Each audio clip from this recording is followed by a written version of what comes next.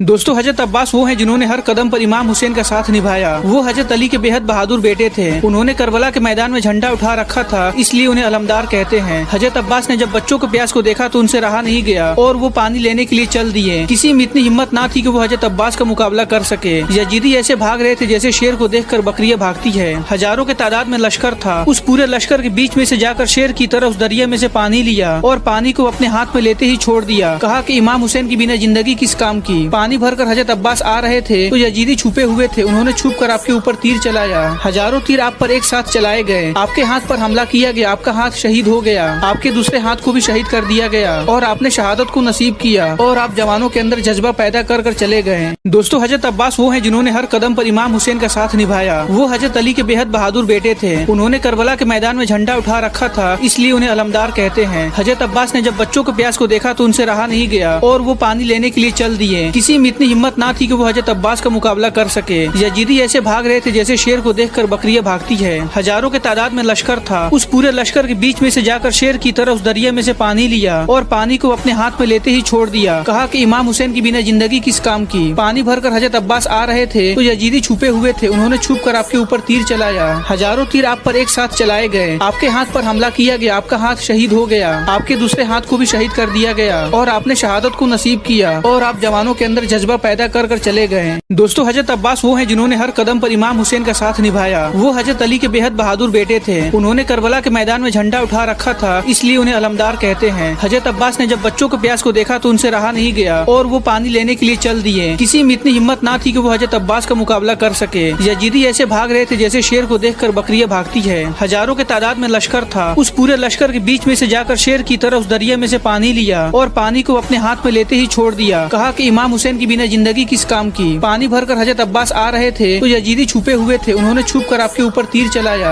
हजारों तीर आप पर एक साथ चलाए गए। आपके हाथ पर हमला किया गया। आपका हाथ शहीद हो गया। आपके दूसरे हाथ को भी शहीद कर दिया गया और आपने शहादत को नसीब किया और आप जवानों के अंदर जज्बा पैदा कर कर चले गए।